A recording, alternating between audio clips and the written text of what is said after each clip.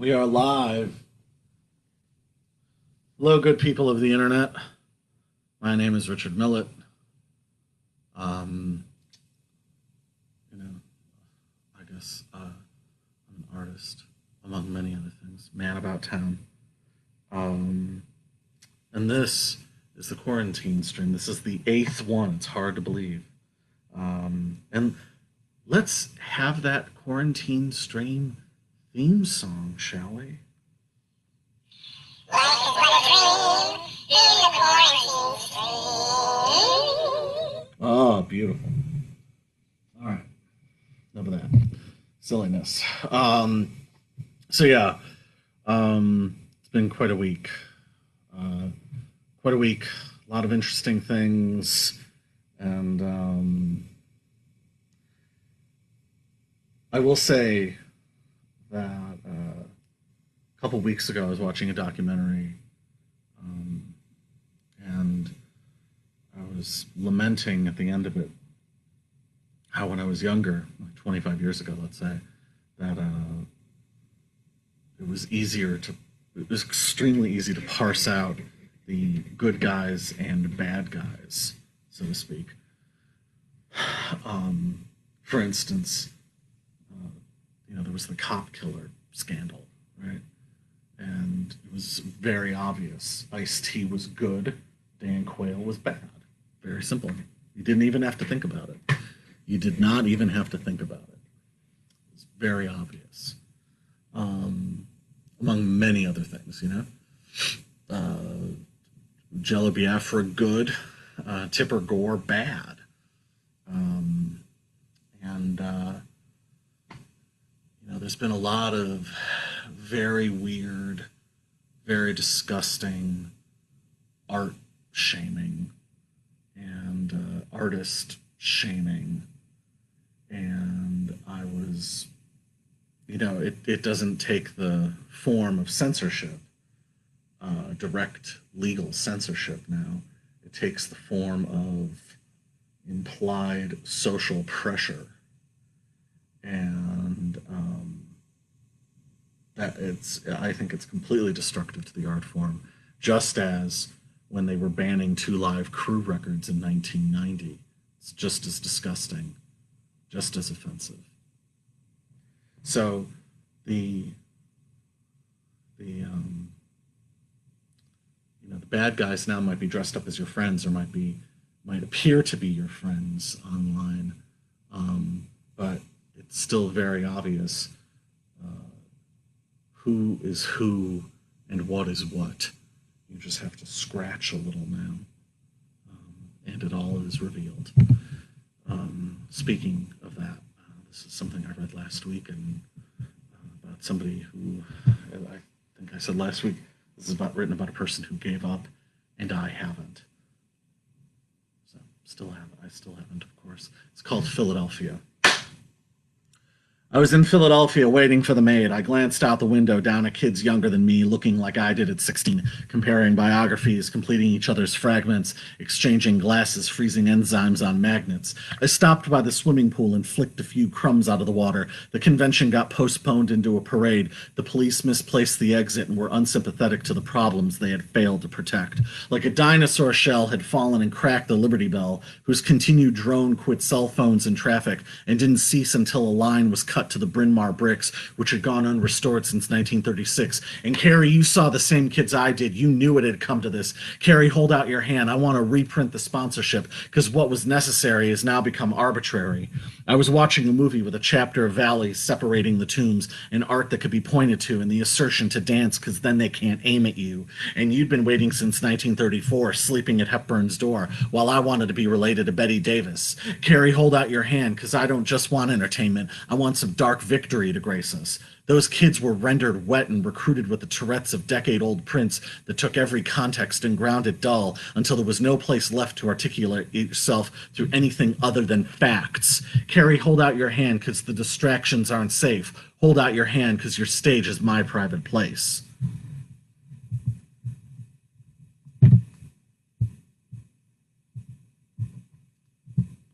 So I will also say this, and this is extremely, extremely, extremely true. If the artist isn't free in society, then no one is. And there's no such thing as degrees of freedom. You are either free or you are not. And if you are not free, then you need to understand why and who you are serving and what their purposes are. The artist needs to be allowed to be off message and to stumble and fail. It is critical to social discourse. It is critical to having a functioning and healthy society. And anyone who takes an opposite position from that, as far as I'm concerned, is as much a part of the problem as any type of booster for Pence or Trump or McConnell or any other right-wing boogeyman that you want to throw out there. They are as bad because it is the enemy of it's the enemy of consciousness, simply put.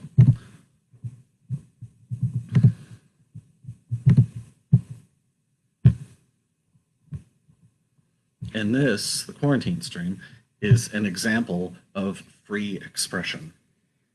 This is called Fawn. Two brothers named Canary were said to have stolen from the community chest. They didn't have the decency to steal from the wealthy, take what they need, and give away the rest. But the law couldn't be trusted, and thus were never called, so the Canaries were chastised and marched to the town walls. The locals hoped word would travel down the wire, and that they'd be denied food, lodgings, and water wherever they retired. But quickly enough, the Canaries were forgotten and continued to ride along freely without judgment or punishment, and if they committed any further acts of thievery, it was never noted publicly. Griffith, resplendent in a natty navy suit, steals Jessica's champagne in a wrong-headed attempt to give it back later as a gift, thinking she'll appreciate it more. Jessica, powerful yet delicate in a mellow peppermint pencil dress, rubs the bristle of Griffith's temples into his sweat and wonders how many texts he'll have to hide from her next. Griffith says he can break skin without bleeding. He dyes water blue before he drinks. He memorizes reviews, then skips to the end of the books he reads. Jessica can get arrested and go straight home and spend the rest of her week yelling at strangers on the street and snapping reaction shots of the back of their heads. Griffith is flummoxed as he's photographed exiting his favorite bar in the early morning, his mother's birthday on his mind, and a cigarette behind his ear. Jessica is photographed ironically flashing a peace sign on the beach, her mother's week-long visit thankfully now over. Griffith explains to his extended family the nature of his many public feuds and why they will persist, and bats away a leading question by their lawyer, disregarding being disproven by facts, feeling justified in thinking that the best way to reconcile a discrepancy is to attack. Or, as might have been dreamt a different way, they made fun of the family name. They made fun of his family name and hurled an insult at his family name. Jessica explains to the management at her company that discounting what could be considered her offensive language, the inherent truth of her statement still stood, though she was struck speechless when asked if she thought only her supporters were aware of the content. According to her informants, a known opponent, unaware she was being recorded, made a remark the weight of which contradicted her previously stated stance. Chaz and Atticus grew used to causing consternation in every room they entered, and predictably became embittered each time their humor was ridiculed, until they found their social contract voided in an absurd display of defensiveness. They got matching tattoos declaring themselves the last satirists. Chaz started to suspect Atticus had lost his focus when he discovered his new name and new ponderings like, should I stay stunted and silent and eternally a supplicant? Cassidy had long warned Alexa to be wary of obvious apologies, though Cassidy herself often sourced in different utterances as excuses, which unfortunately forced Cassidy into adopting what one former friend called the apocalypse position. Alternatively, Alexa cared not for anger, but could always be counted upon to grant an ambiguous blessing. And, for Alexa, neither gala events nor graveyards could satiate her designs. Pablo floats in the ectoplasm, washed in the oils marked for his self-portrait. Fawn's teeth snap on water when her magnetic coiled alertness goes unrewarded. Now for the final. Satsuki states her ideas for posterity. The problem that I see is that they assume everyone who agrees with them about one thing agrees with them about everything. The problem that I see is that it's another version of corporate thinking, or another way of being right-wing. The problem that I see is they assume I'll be a standard bearer. The problem that I see is that they are only willing to write words in chalk. The problem that I see is that they limit me to things I had no control over. The problem that I see is that their personal truth has no dialogue with honesty. Satsuki states ideas that she would likely delete. I'll never be able to stop forcing emotions from myself. I'll never be able to be an eggshell. I'll never be able to be a pierced genital. I'll never be able to convince people. I saunter past the bar and the JPEGs of 2003 like it means anything. I step over the bar and resurfaced insisting that sounds like a rhinestone. I ignore the bar and the peoples whose minds comprise the seventh circle.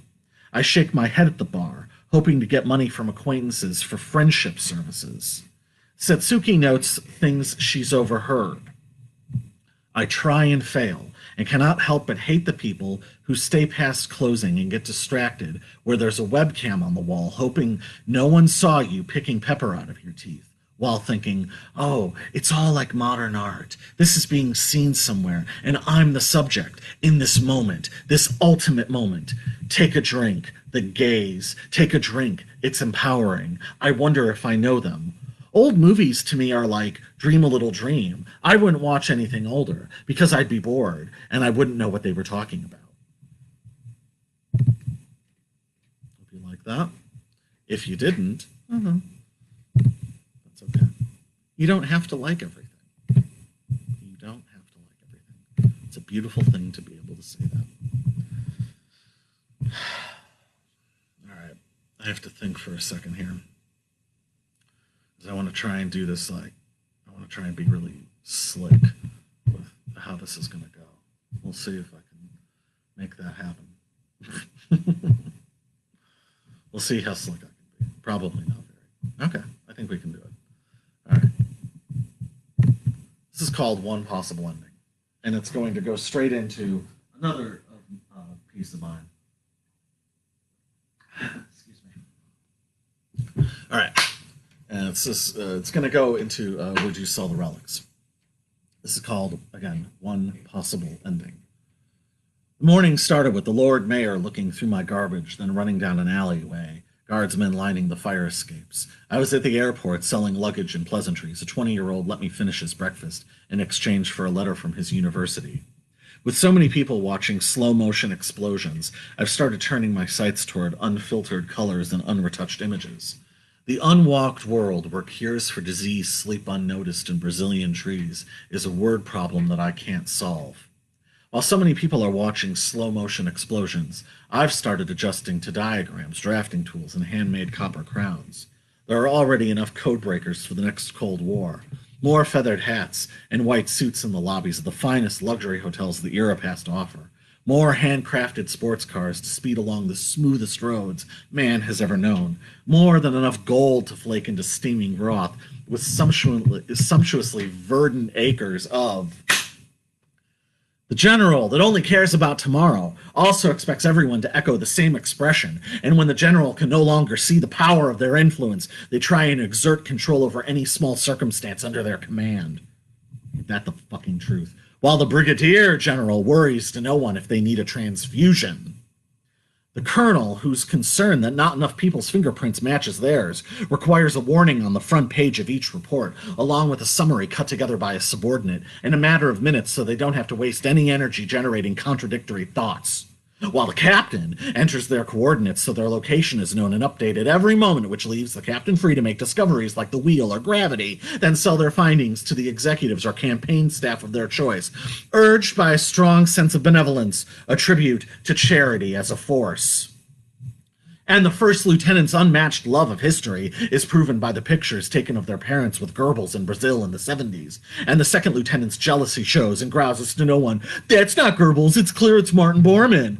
The sergeant major that reset the standards of esprit de corps doesn't know the panic they'll feel a few short years later when they are urged out of the way, or that they'll become stiff with resentment and resolute in their calls for punishment, and institute measures to monitor how the company behaves, while the staff sergeant writes on a photo of themselves, "The future points to you," and daydreams about collecting the remaining virginities from the sorority house down the road. And they already have the names, ages, and weights in a frequently updated database. Then the staff sergeant complains about commercials before content. The chief warrant officer who breaks ranks to research the order the alphabet was created in gets rueful about seeing themselves age and attending charity events, funerals, and hospital visits, seeing their face in the mirror more washed out than before, wondering as they write their commencement address who will even be paying attention in the audience, drinking from puddles, seeing what the sky says, not being able to read handwriting. And, as children, they all received a puzzle in the mail. And to the private, it's all an eye roll, and all so boring and shallow. To see another round of legacy shut out by an offhand remark, the private doesn't ask any of the officers where they should start, and what's the matter where rebellion is kitsch and trauma is Walmart. The specialist greets the private. They each think the other is a dilettante. And later, the specialist considers, what's the matter where you have 1,000 followers and not a dozen supporters? Would you sell the relics?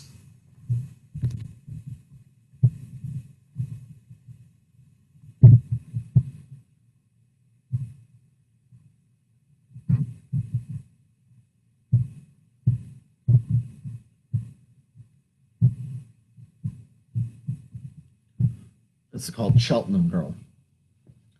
Like a cloud, beautiful sound, standing before the signal. When the light shines on the ground, it reflects off the wheel. Parking lot next to the short building on the edge of the desert. She sees it's harder to be in number when you're starting as a visitor. Cheltenham Girl. Clouds can't create the shapes they make or hold on to any rain. Precious, temporary, holding no domain. No machines, no cell phones or computers, clicking through broken links, credit card, social security needed. She'll refuse to register. Cheltenham Girl. Every day, another wish, another mile, closer to the point where I can portray it. And until then, all I'll do is sing to her spirit, and she will return. And while I'm at it, this is called Cactus Wren. We were home. We were home to Membranio Apaches. We were home to Yaquis without walls or laws. For 370 years, they built their temples, traveled as equals, people of the willows. The sun is stronger than the wind. The air was never humid until the irrigation and until the borders. The retirement built from bricks made of clay, the sizzling cast iron clear chrome eggs. There's an angry rain falling tonight in the desert. Jagged drops splatter in the sand. Bobcats running for cover. Leopard lizard looking for rocks to hide under. There's a lot of people without power.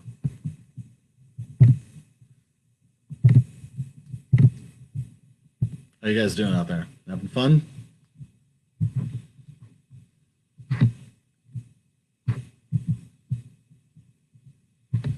Let's see what we got. We're doing okay. People are watching or not. It's hard to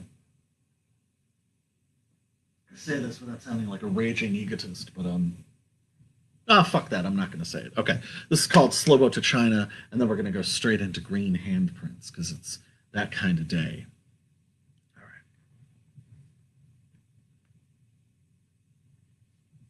right.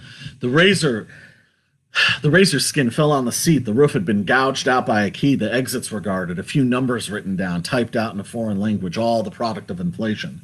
The casino's slot machines paid out with surf music in a 20-minute ring. The plumber knocked on the last room of the far wing and was tipped with uneaten meat.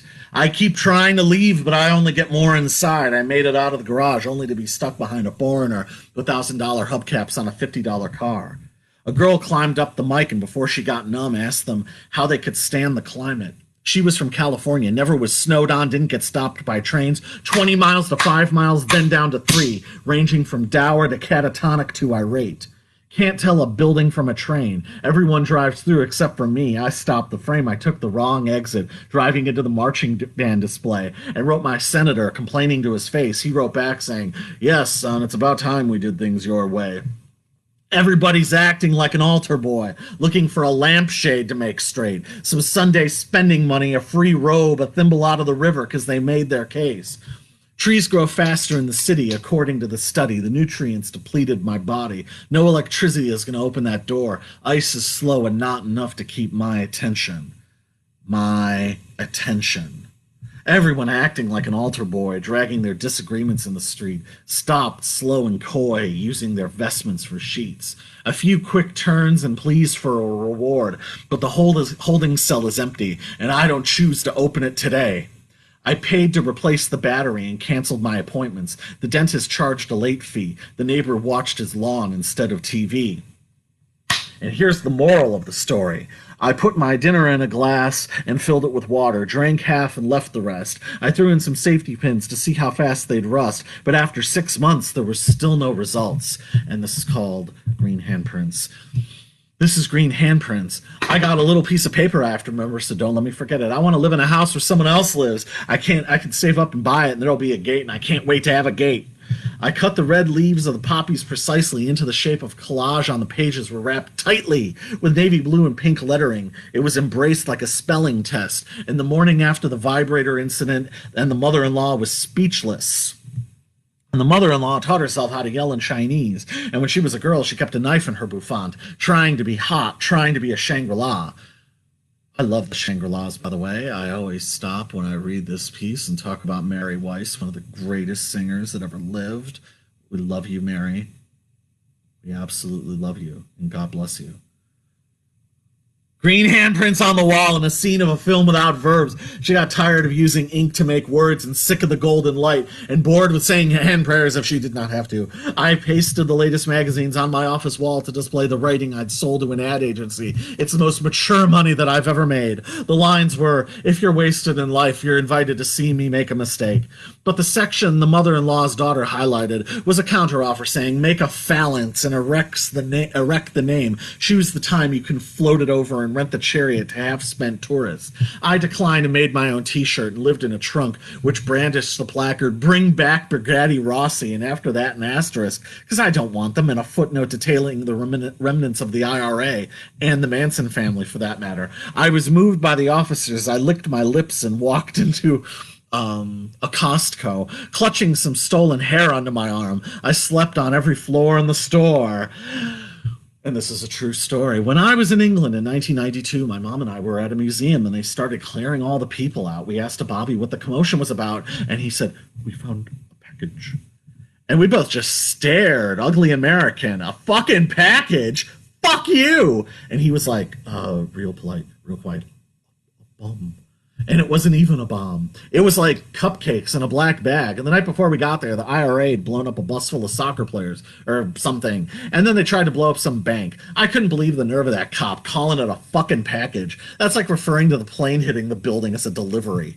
The whole scene was like a ripoff of my favorite movie, the Academy Award-winning epic from 1983, Give Me Gang Warfare, Give Me Death, starring Dustin Hoffman and Meryl Streep, where they reenact the Revolutionary War. Instead of war, though, the Founding Fathers collect and trade stamps of the British, and due to the budget restrictions, they use stamps with Washington and Franklin already on them. So, in essence, the characters were trading for themselves, and it was at this point the American Sisters of Liberty and Suffrage staged a protest and declares the entire charade grossly inaccurate, and Congress agreed that the only legal showings could be at Shriner meetings. But no one who saw it left the theater without having at least a moment of historical reflection. And if you can have that kind of impact, in my opinion, you can die with at least a head full of credibility. And here's the end of the foil. Green handprints on the wall. My teacher wanted to visit my house before she moved. I said, "You can't do that. Everyone knows teachers never leave school."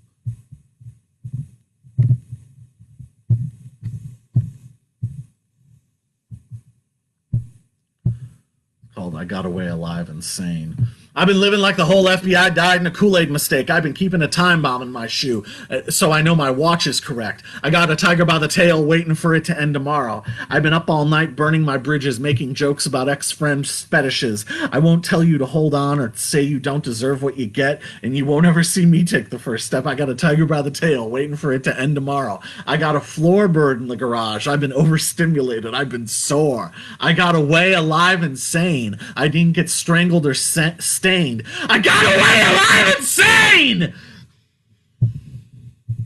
I think that's good. How many of you out there are still fucking listening to this?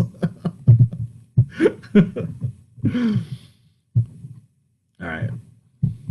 I'm actually going to do something I never do normally. I'm going to actually explain what something is about because, things get misunderstood, So I'm actually going to explain this. This is called Diamond Mine, and it is about expression. It's about freedom of expression.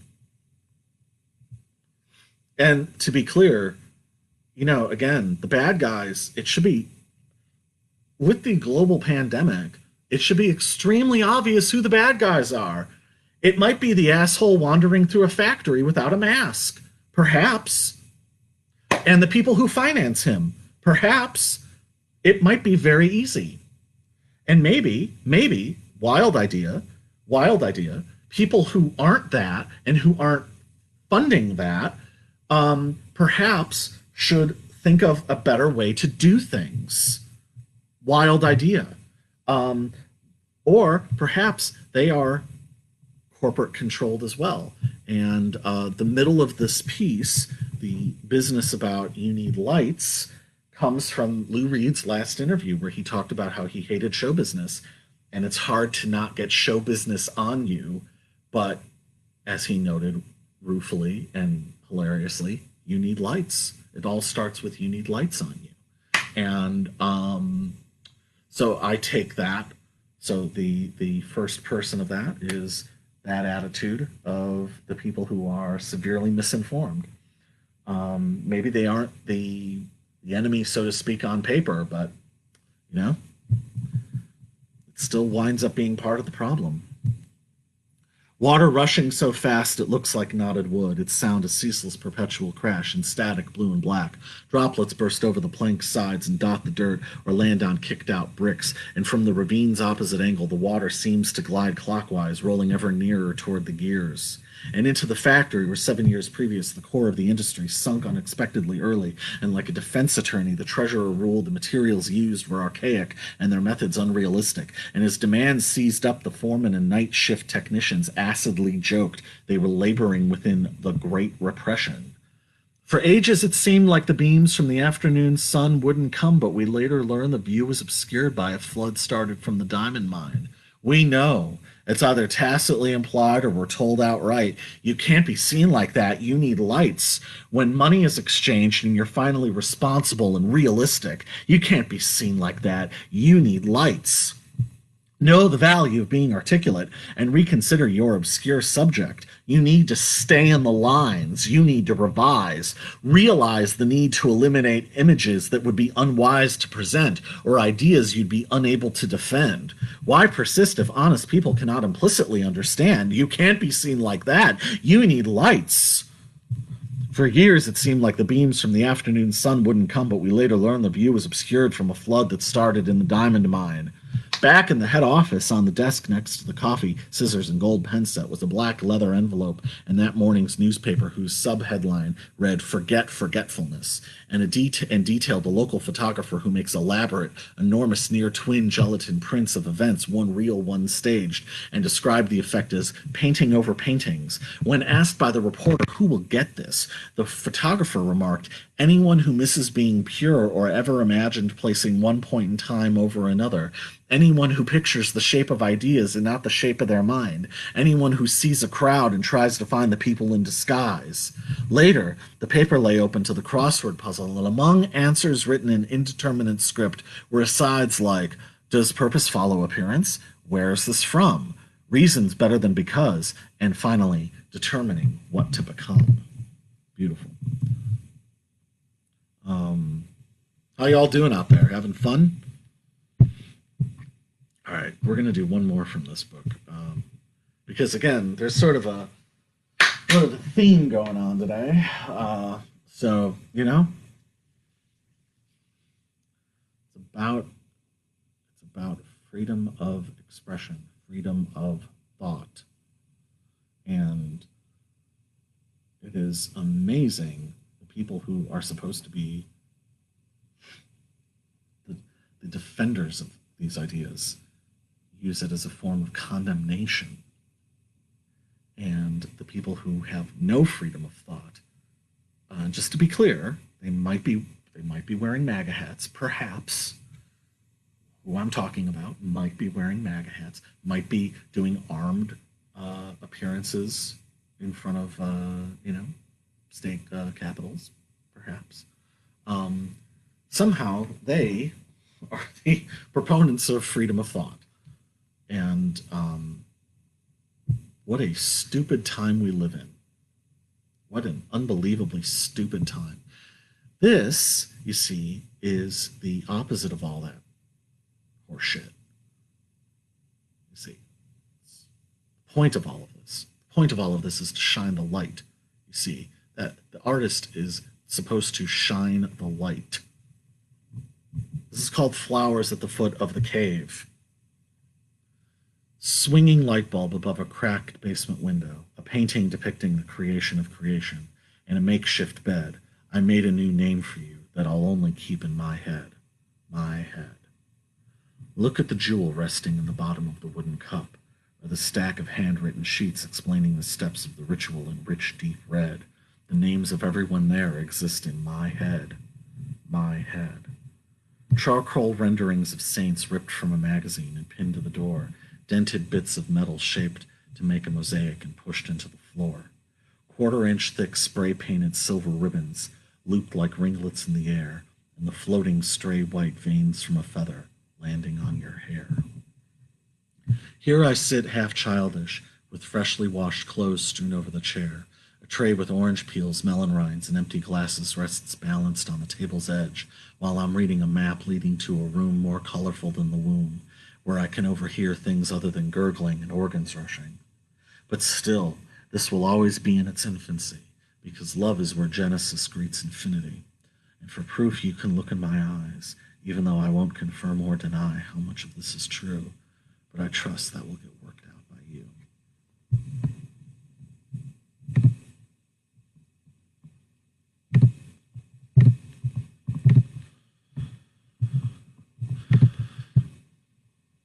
I was actually going to open with this one, and I didn't, but I would be remiss if I did not read it. I would be seriously remiss. This is, it's important now more than ever to not be a stupid asshole. Really, it's more important than ever. There's a lot of stupid assholes. It's remarkable. So, this is called Cruelty-Free Heroin.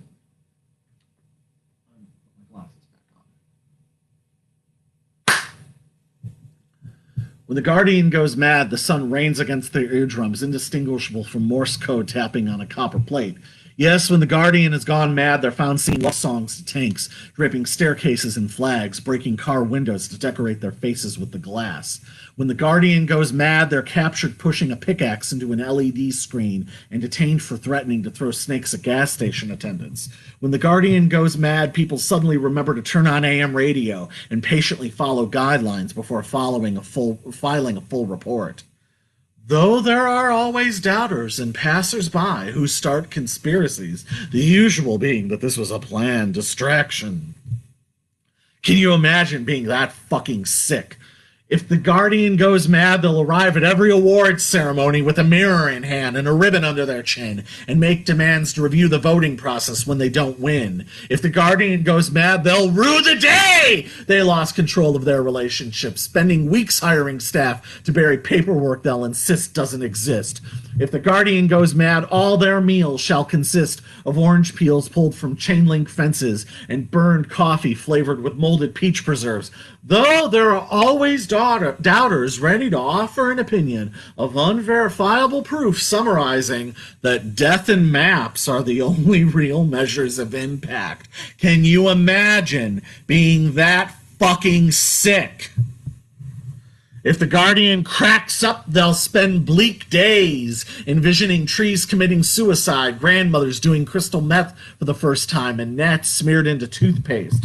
If the Guardian cracks up, 7 strangers stuck in a bank will claw at each other to seek cold air in the vault and wait for their families and firemen to arrive and dig them out. If the Guardian cracks up, pirates will walk their own planks and devour themselves once they hit water, thrashing back at their gnashing teeth, running the seas red until hunter and prey are one. Ignorance, arrogance. The pest control man said unto me, when I was in Japan, I bought cherry bread in a can. I opened it with a knife and slid off the wrapper. The air bubbles stayed floating in my mouth, and I rolled them around until I was back to the west. Bliss, tolerance. The pest control man said unto me, sometimes my apartment building turns into a vending machine, and I could deposit it into the evening to provide goods and services for lucky couples with good taste and a few wandering dollars to rub together. We'll do a few more from this book because I like this book. This is called The New Nature. We know what we've seen. So much more water falling from the sky, making miniature lakes out of puddles and forming little rivers and gutters. New homes being built where the mudslides ran down the hills, quenching the forest fires. So many islands and bays for animals to gather together, standing on one foot. New games being played as new trees emerge in marshes and parks form over landing strips. We know what we think about it. Never desecrate the body, never poison the water supply, never bathe in insecticide. See and think. Never barter for bacteria, never throw poison down the well, never desecrate the body. In a glass sink, the water can start to build its own walls and divide its own chromosomes. In a glass shower, the nozzle calcifies the water and organizes the deposits into clear lines. On a glass floor, spilled water pulls away from itself, towards the corners, towards the door. On a glass ceiling, the water can reform into pointless droplet paintings. We know what we see and what we think. This is 2 Franciscan Nuns. Chewing mint leaves while crossing the Calumet River, the paper mill's exhaust pipes interrupt the vista. Mules weighted with surge protectors, hairspray, and cassettes, a riverboat of morphine-addicted ghosts on the left. 2 Franciscan nuns wanted to build a hospital, but settled for organizing games of chance. In their hotel rooms, they squeeze out extra acidic orange juice and excommunicate people with unpleasant names from the phone book. 2 Franciscan nuns helped decorate an admiral in the pensioner's home after he'd misplaced his uniform. They blessed his pills, kissed his parakeet, and as he slept, gathered sets of his false teeth to sell at the swap meet. A brain with blood and oxygen is better than a fish who talks. What some people see as skin discoloration is in fact the natural pigmentation when viewed from inside. Some newspaper men have always known this and have nothing to hide. We'll do Allison, where the blue sea and icebergs are. She's ice cream, and there she's down the hall. She uses words like everything and all. I can hear her, but I can't make out her features. I know she spends her weekends in a cement cinema making notes. The girl next to her tries to see what she wrote. Allison wonders why the guy in the elevator keeps glancing at her and why the weather keeps jumping between rain and sun every 30 minutes. She keeps saying, "Quit asking me questions. I'm innocent." As people assume she's joking, Allison wonders, what are the windows thinking on a day where there's a white line down the center of the sky? Her mind cuts back to the guy on the elevator with a quick, look at me, look at you. We're equals. Allison wonders if she can keep hiding while knowing they're following me. Allison writes, what started as hopes are now observations, mostly about nature, and being young stops being fascinating once it's done. Allison looks at her bowl of spinach, and her eyes focus down on the details of one leaf, and as she quietly speaks, an atheist sees this and can only think of the mud it grows from. Allison writes, we extend grace out of our own sense of grace, and smiles because she's not sure if that's something of her own or something she's half remembering from 2 or 3 incarnations ago. Allison considers why her back and hands are so slippery when she's invisible, and then tells her sister, my tongue is a graffiti sponge. I wonder if I'll have to make love in front of a judge. Allison considers that she's a character who looks and acts just like her, then draws a bath with the lights off. Allison invites her guests to walk barefoot while cherries and red confetti float out of her phone. Allison considers emptying cash registers if the security cameras lose power. But what she mostly wants are completely natural segues with no artificial blends. So, with that, make thoughts your aim or nerve blaming when all meet with you at your beginnings, but make allowances for their worn out tools and make dreams a trap for fools after they are gone. Beautiful.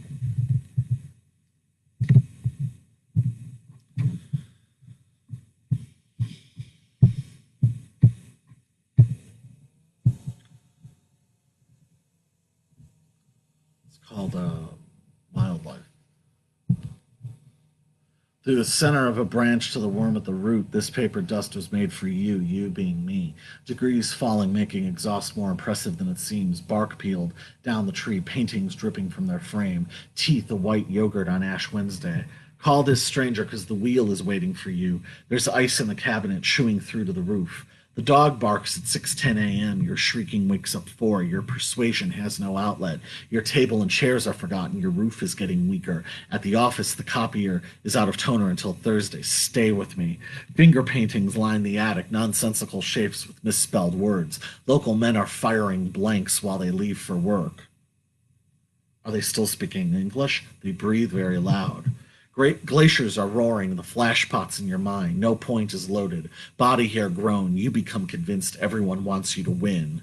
I spent the day in a monotone mood watching commercials, watching Anita Bryant with 4 crew-cut men in 1965 in a cola-fueled Christian clothes-on Hitler youth orgy of the future, a future where only animals are nutritious and crabgrass causes cancer. Underneath it, it is plain. Underneath it is reasonably explained. Underneath it is yes and no. Underneath it is wave and beat. It's called Remember. Just 200 miles from where I used to live were the lakes and legends, afternoons crawling the canal, running in circles, scaling fences. Coming home curfewless, lying in bed, stretching your arms out in front of your face, fingers making shapes out of the light, album covers on the wall next to calendars with modern art. Do you remember when we used to work together? We went to the swimming pool and recorded the kids laughing, splashing around to use in a sound collage. Those kids are grown up now. We went to the quarry and watched the slabs of rocks being hauled away by trucks. We'd stay and talk until the time silenced our throats. Those rocks are buildings now. Do you remember when we used to work together? We used to never worry about money, only if there was enough to have fun for the week. Sometimes I think we can still be there again. The band played No Side to Fall In, and you clapped and sang along. I used the same words the next night, and you said I was wrong. Do you remember when we used to work together? Standing in your mom's house, her pizza cooling in the kitchen, your hair enclose a ragged curtain, playing your guitar, glorious crystalline shards. You asked me to write a brass score. I figured it couldn't be that hard. Do you remember when we used to work together?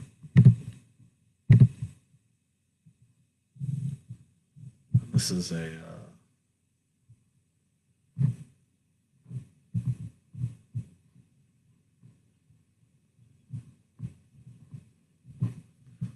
getting there. How you guys doing out there? I haven't looked at comments. I mean, I normally don't ever look at comments, but I particularly haven't today. So it's called A Moderate Man. I went walking through the morning to enjoy the autumn air, and I came upon a clearing. Some folk from in town greeted me graciously, as they stood waiting. Frank then strode into the center of the circle with 3 men by his side. Frank abruptly unfolded his note and started speaking. The 3 men reshaped in a line behind Frank as his inimitable voice intoned, "Men in masks shall not live on your land, for they are cowards whose spirits are trapped. Thou art born without caste. Your soul is unshared. Your judgment shall not be passed or carried out by committee on your quiet acts." Frank, flanked by the 3 men, then swiftly left while the crowd collectively shuddered, and there were mutterings of, "What Frank giveth doth not equal what he takes. Heart of fowl, eyes of a snake, words of an apostate." I followed the trail back to my home whilst conversing with Pastor Corbett. Upon reaching my front gate, he looked me square in the eye and said, "Just because I am prone to help my neighbor in good faith, family or friend, that doth not make."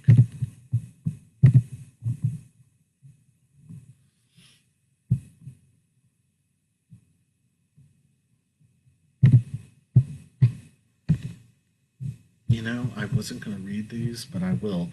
I'm going to attempt to explain this because this is hard to understand. I wrote a piece. This is in 2012. It's from a book I did called "This Is What Freedom Looks Like." This is what freedom looks like. Right on. Anyway, I was 9 years old in 1986, but I was always fascinated by the kids who looked older than I did, and they seemed so much more adult. And when we were that age, we weren't as tall as they were. We weren't as, I don't know, we didn't have as much life experience. It was always such an odd thing. And as I continued to get older, I became really fascinated by people who were, sort of in the punk rock underground. And so I decided, and thinking about, in the 90s growing up, we kind of had maps to follow that I think kids in the 80s, the older Gen Xers, didn't have. And so I wrote 2 poems, both set in the year 1986, one from the perspective of like a 20-year-old, as he goes off to college and his friends start to grow up a little bit, and then one from the perspective of somebody who was like 35, and trying to figure out what the hell is happening around them. And this first one was in "This Is What Freedom Looks Like." The second one hasn't ever come out. So I did these at a reading a few years ago, back to back, and I really liked it. So I'm going to do that now. So first one is called 1986. And the second one is called "You Seem Like a 1986 Revisited." So away we go. Nowhere to start, nowhere to walk, nothing to think. Another autumn, leaves in a perfect pattern. Video store, magic mart, church, arcade, tavern. Tracy grew her hair out, washed away the colors. They saw her at the mall folding sweaters. Another ending, another cold rain, another train moving slow, another teacher saying, "I don't know." I go over and over the list of everything being lost, while everyone else couldn't care less about the cost. Another bowling alley, another outfit, another show, all vanished with people I'll never know. Nowhere to go, nowhere to live, nothing to get in 1986. We arrived at the arena as the press conference was ending. The opening act was starting their set. I went and got 3 drinks, should be enough to last. We had our credentials and all-access pass. The ushers placed us with the VIPs, bunch of rich snobs looking down on me. We hurled insults while the dictaphones rolled, hissed out a verse of complete control. But in this state of teenagers, I started to feel old. I screamed to my buddy, "These kids have got no soul and don't understand why there's rock and roll." My leather jacket stuck to my seat. I had 2-in-alls in a hidden pocket, and lewds in a scarf and a copy of Sid's Locket. Just before the stars came on, I pointed past the guards and said, "I see someone." It was the singer's new girlfriend, a semi-known model and actress. I wedged in between security, told her who I was and could I just... Her manager butted in and said they'd never heard of us. I tried to hand her our logo and a pin. If this was 6 years ago, we would have been let in.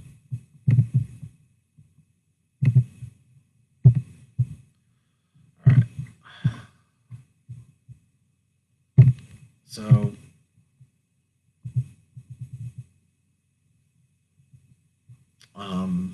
oh, hey, there's Van. God bless you, man. Right on. Did I just do the Black Power salute? I did not mean to do that. I was stretching and it turned.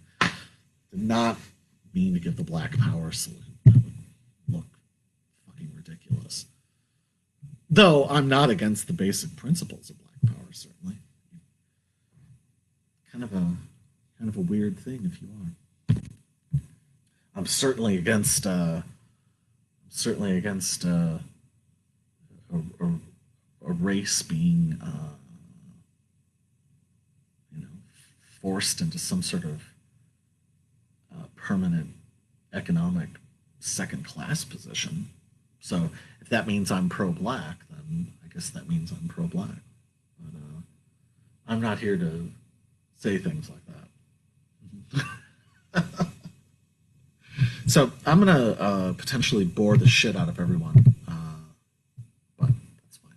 This is from a book I did last year. It seems so much older. I carried it around in my mind for a very long time, and I was actually going to do a reading where I read this entire thing, and I think it was canceled for like inclement weather or something. I forget. So I've never actually read this before. I've read it, but never in a public setting. I had rehearsed it. So at any rate, it's very long and involved, and hopefully this will go well. We shall see. But this is there were two long pieces in this book from last year. The Needles, I've read a few times now, and I think that one reads pretty well. This is the main piece, though. This is, of course, called Source Mission. There will be no characters, narratives, metaphors, images, symbols. Residents of an ocean liner, driven to restless flings and superficial passions as their promised approach to shore gets repeatedly suspended. Pre-adolescent alone in a church basement rifles through carelessly assembled heaps of musty paperbacks with torn covers and frayed corners, noticing one with copious notes in the margins, scrawled hastily with drying felt-tip pen. They folded under their jacket and returned upstairs. She pressed all of her weight down onto her left elbow, as she described to her social worker that she was able to physically feel her brain pulse when her instincts were interfered with. She said it was a process she developed over the course of many early hours, trying to codify communication with her unseen self. A pathway. Ticking clock, rotary telephone, cake knife, porcelain ashtray. She breaks the tip off another pencil, trying to create a cipher. Previous attempts at codes and translations withdraw in her memory as she tightens her concentration. She is aware that she is unblemished in this moment. Abruptly, she starts reading the newspaper. The headlines form a confused collage about co-opting the transfer of control, living in history, the past as a waiting room, a purgatory for poorly trained animals. An explorer who discovers a new land and plants their flag has no responsibility to share this news with their mother country. An explorer retains their rights to observe and stage rituals for any protracted incubation period as their studies dictate.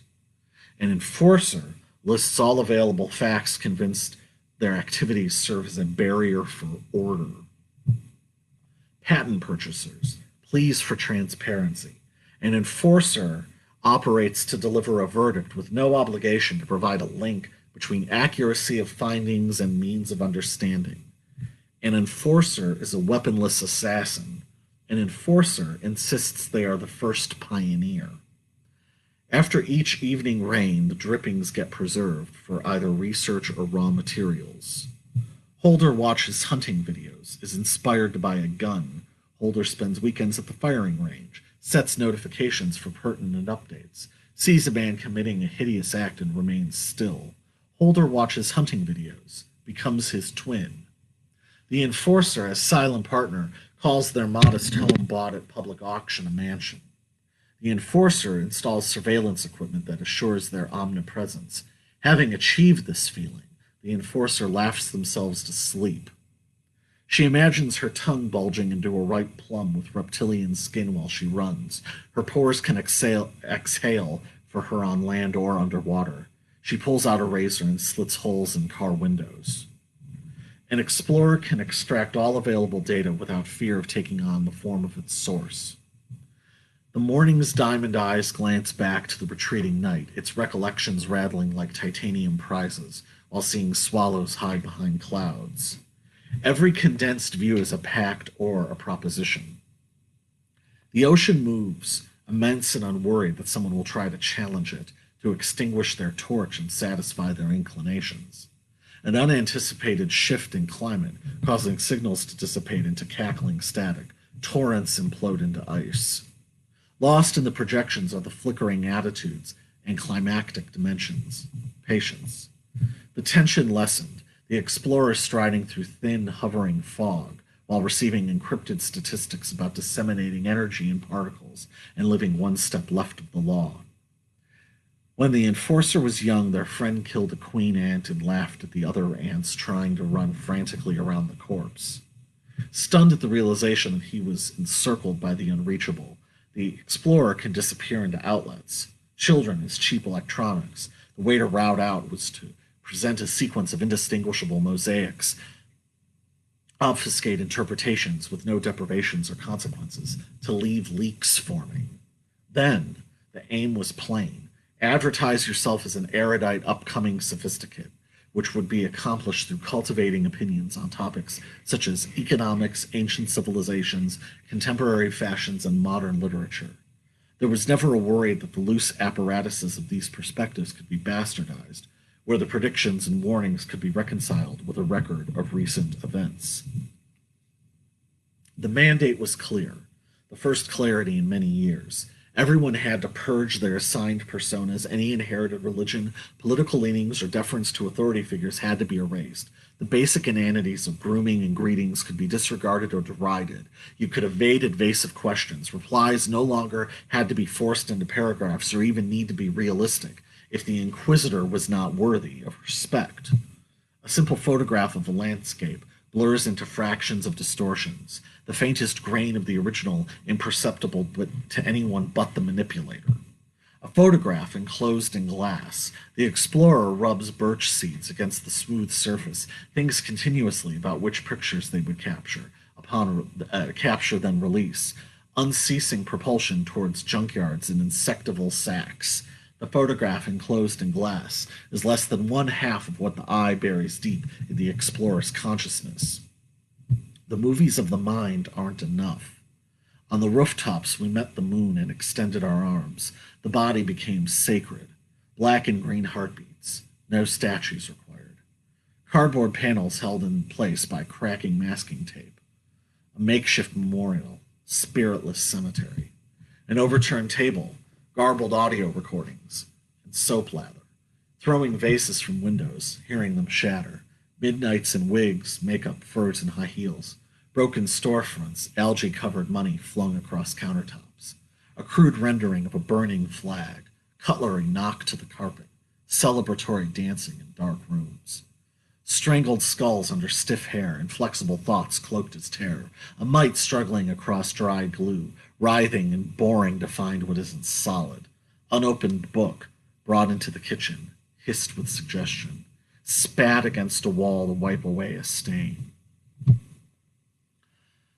On the banks of the Potomac was a temporary recreation of Speaker's Corner, the embedded fundamentals of the parent culture now vivid and confrontational, the rejoinders not at all forthcoming until a demanded stammering altered into a quieter threat of violence.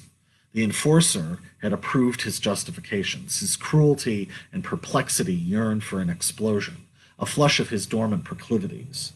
The rest of his waking hours were stretched with an arid sourness, an irritation that throbbed at the top of his cervical vertebrae. What was left of his curiosity sat around like encrusted bolts behind his eyes, an angry raven hoping to plunge and peck out chunks of young tissue. Punched in the bicep until he grew uninterested. No intervention. The individual who was ambivalent about having been born affected being bored. Punched to the floor, then mauled until adults intervened. A late show, everyone in the room watched. I watched. It was easy to recognize the enforcers with their crisply condescending countenance. Their banal objects, such as binders and staplers, were wielded like firearms. It was easy to avoid the obvious. The enforcer is disguised as the purest, incorruptible antidote, the collective swinging rope, the dilated pupil of absolution, walking into your sketches, sighing in your closet, loss of legislation, films without frames, loss of restriction, language is mystery, or performance, sound transposed on graph paper, measured, then left unobserved for organic variation. Their statements may be magnified into joyless drops, their actions may be magnified into a stilted bow, but punishments leave you immaculate if you resist food from their earth. A warehouse filled with matches meekly faces the sun. Staring in the mirror again, its lines and patches swim in endlessly moving puzzles as the potassium spots on their teeth pass like amoebas, draws a question mark on their cheek, scours a bisected blueberry against an emery board. A fleeting infection, increasing unease, a vigorous scrubbing of the back of the head. What's left can hardly breathe on its own and offers a weak handshake to its kin. When they would talk to themselves, the etymology was uncontested and unedited, free of dread, free of the need to be understood, free of the need to be articulate. When they were heard talking to themselves, what followed were disparate ideas about automatically generated embryos, cynical ringmasters, commands that lay still in gardens that grow wildly and overtake alleys. They were asked if they had been talking to themselves, and what followed was a jeering yet ineffectual sing-song rhyme, loudly intoning the barely coherent plot of a novel, pausing to write a letter which was then placed into a tin canister. Asked to clarify one's deeds proved to be an impossible request, no instances to be exposed, no motive to be considered.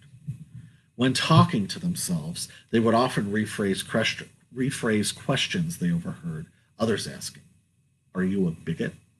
Are you unarmed? Are you making a comparison?" Asked to clarify one's dialect proved to be an impossible request, no instances to be reenacted, no play being crafted. The view of the main yard can only be seen through a lens that works in reverse, reducing scope and making faces anonymous, a cold-nerved inversion of the first intention, procedural mockery, burying of degrees, mimic of belief that only ends when all agree this is all they can see. Isolation squirms in her trachea, and it will never resolve, tenses her jaw to stay compliant. The interim professor denied himself consolation and limited his classes to male-only attendance. He slashed the syllabus to allow for his lectures on what situations were appropriate for his students to don masks and terrify each other in darkness. Unfinished Forsaken productions, unmourned by the public, owners and aesthetes, spilling white wine in a graveyard, a legal den of thieves. Tarnished violet brass spoons, balanced on the sprained wrists of a frightened appellate judge, senator flicking at an abacus 75 miles away. The view of the main yard is populated with sagging leaves and tiny bones sticking up from the parched ground. The warden's search for language about language ends with an empty envelope in his safe. The warden's wife discontentedly displays her self-inflicted gashes as proof that her flesh will only ever be a victim of her psyche. The warden lit the effigy after forcing his way through the mob. The sheriff, who normally oversaw such gatherings, backed away as the fire ran rampant. People furiously threw refuse into each other's mouths. The warden's wife stared at her dog's engorged stomach while picturing its distended liver circling inside. She knew that soon she'd have to seem amused and pose for portraits. The warden's wife maintained that any state-sanctioned writings or paintings submitted for their exhibition be first personally reviewed by herself and a handful of experts. The matters they ruminated on were, will this offend our sponsors? Does this creation portray a positive outcome? Is this a story we are willing to tell? The exhibition itself was met with muted plaudits. Patrons noted themes of helplessness, rehearsal, internalized tyranny, oppressor obsession, denunciation outbursts, and complications in conflicted diatribes. A small number of visitors noted entries that were particularly unconvincing, since they had conspicuous deficiencies in incisive brevity. List of entertainers, list of equipment, list of local ordinances, list of lighting cues, list of techniques used, list of listeners listening to each other listening. The painting hanging on the wall is sacred. It is a pardon from subjugation. It is the escape from age. Its information contains an antenna that connects spine to space. Its information cannot be stolen and hidden in guest bedrooms behind gilded fixtures. Its information can be frozen and examined in decontaminated, temperature-controlled vaults. Everyone gets scarred by the vocational abstinence that happens when an arrogant soul disagrees that molecules getting reconfigured into shapes of radio waves can transmit past time and place, and each entry, each submission, is met with sternly inexpressive non sequiturs. Full immersion in a new atmosphere and exterior, one wider than a planet volunteering oxygen, gold, and shelter, sweat that dissolves against the wall, and a cave in a mountain, a tunnel in a white dwarf, quarries holding sunken canyons and shipwrecks that affects the heat of lurking phantoms and climbers blinded by their own nearsightedness. Life of a voyeur, self-invited chronicler, hushed and obedient to the minute. The unformed force of youth, fluid light beams, urgent voices unleashed while sleeping. When enforcers subject nature to inhibition and act as welcoming ventriloquists before inert dismissal and forgetfulness encroaches, the informed force of youth with the spirit for reclamation of impressions can penetrate the latent rights in cells and birth the reappearance of selves, for those whose center and circles do not match. Misery is a mirage.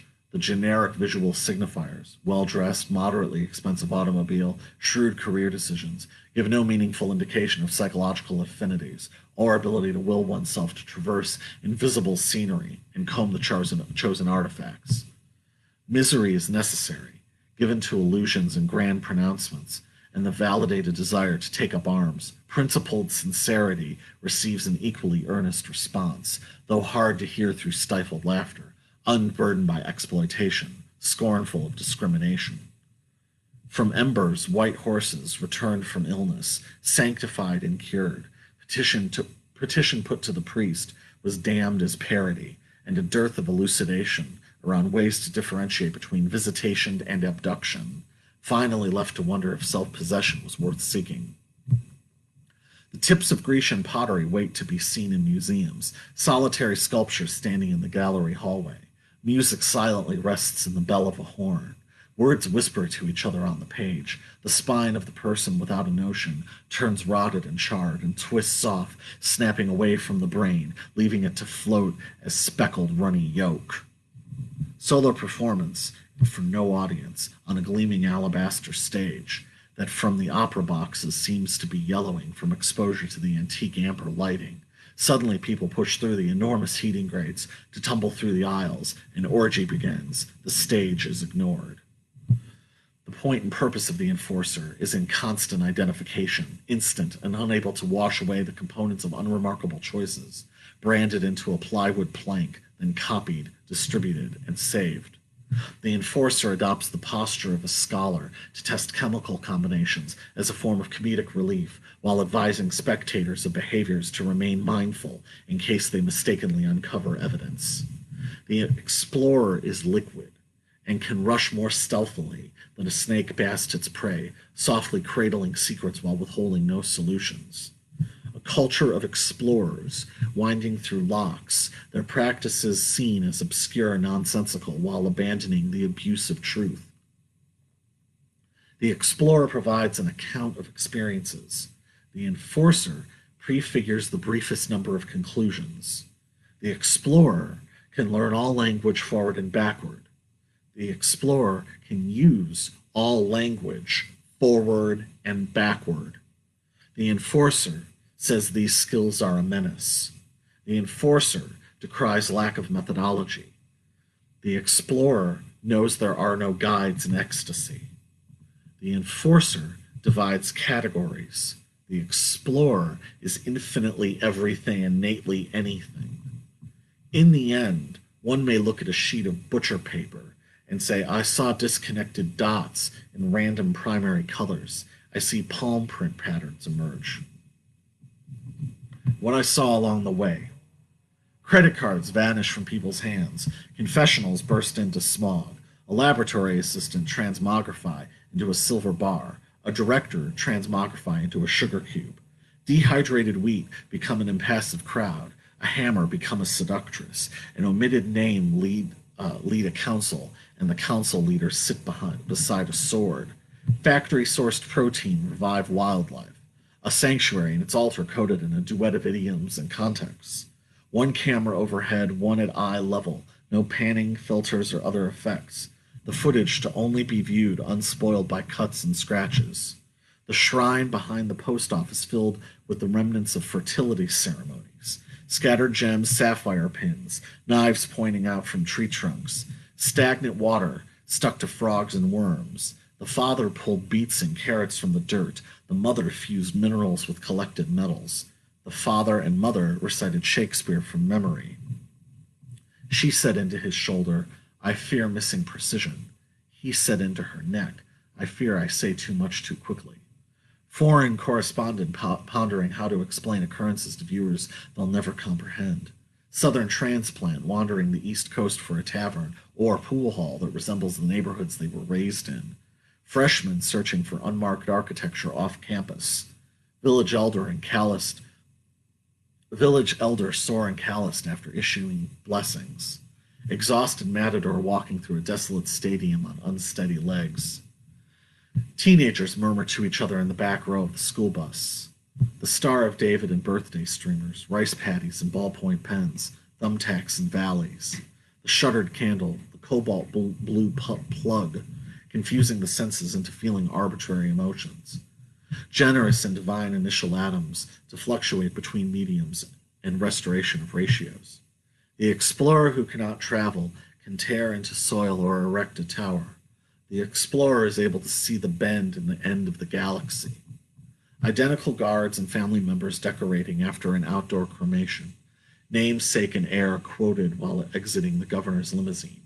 Child laying back on bathroom tiles, pouring warm water over their chest. Distant noise sliding. Steele interrupts watching. Broadcast of sociopath's parole hearing. Daybreak on the curated pasture. Bottles of chlorine and a roll of wrenches. The teacher was upset that the people had contradicted their key argument, twitchily turning in bed, powerless to stop their churning cognizance. Later, the pupil apologized and added it was for survival of the motion, of the result. Blankets spread across the brush, weighted with polished mirrors. Bare branches reaching down, sundials formed by their own shadows. A pair of eyes sees its reflection off the aluminum finish. Anne, Mary, and William stand in front of each other. Doors are open. Documents found. Everyone chooses a room. All right, thank you. All right, we're gonna wrap this up. Thank you for sticking in there. That was a long one.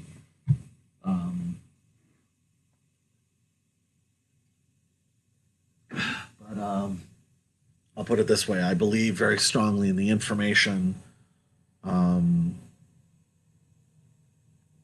presented in it and the ideas.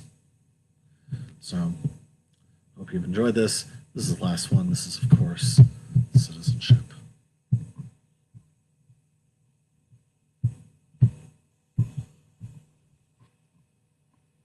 Well, it's easy for your mom to spend Friday night trying to lecture the TV while half asleep, continuously saying, let it all breathe, when she's not the one out there braving the wind trying to walk across that wing with just a 4-foot stick of balsa wood to help keep her balance. The Tsar's personal physician put the head of surgery in bed, called his staff around and explained this could be the end, but he's not really certain because he's just been too depressed at the prospect. At least that's what you thought he said, but you were quite distracted by the kissing couple out on the observation deck. And you got yelled at for sleeping during a meeting by the head of marketing, but you didn't feel any guilt as you explained that you'd been sin-free since the night before, and the head of marketing agreed and closed the door to talk about opportunities for advancement. And the private still cannot figure out how to break ranks or how to help your mom fill out a loan application or get a new sticker for her license plates, and the two of you prepare for their weekend leave by getting hair extensions and hitchhiking back to the hospital. You've been reading diaries, you've been reading autobiographies, you've been writing long treatises out on graph paper, you've been condescending to your enemies, you've been giving easy answers that argue there are no easy answers, you've been running forensics on untabulated statistics, you've been staring at a man buzzsawing down a tree thinking anyone but me, you've been miming in a marching band, not playing a single note all season, you've been looking at the apple in your hand hoping to know how you'll find another, and you have stolen mail from your mother, you've been looking at a fence thinking enough of this.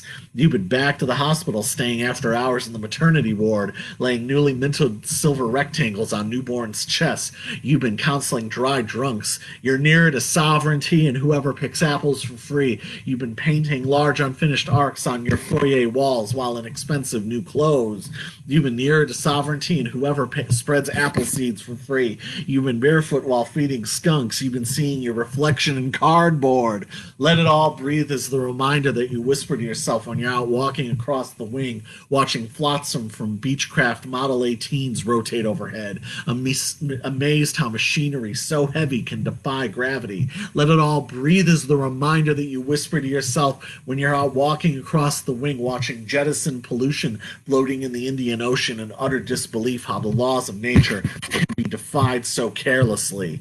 You're a wing walker, closer to sovereignty, closer to picking apples for free, closer to crashing the fence, closer to opening books. You are a wing walker trying to make a future full of stars while feeling some affectionate bite marks. You are a wing walker, closer to sovereignty, closer to spreading apple seeds for free, closer to swimming naked, closer to learning languages. You are a wing walker trying to make a future full of stars while wishing you weren't feeling so far. But they found me, realistically resembling myself and fully alive in a different year.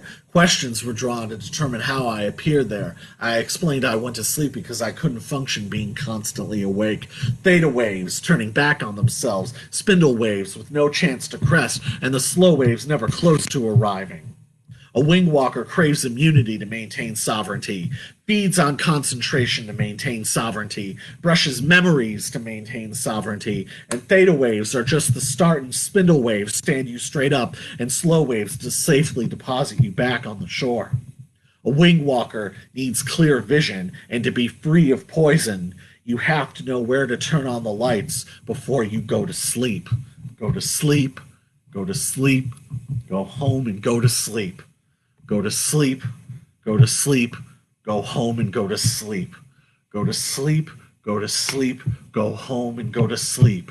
Go to sleep, go to sleep, go home and go to sleep. And with that, we conclude another beautiful edition of the quarantine stream. I hope that you have enjoyed it and all of that. Hope you had a laugh, and hopefully, by the grace of God, we will all be here next week. Stay home, stay safe, stay healthy, and know what you're looking at, right? And with that, we shall play our theme music one more time. Life is but a dream in the quarantine stream. All right. Goodbye, everyone.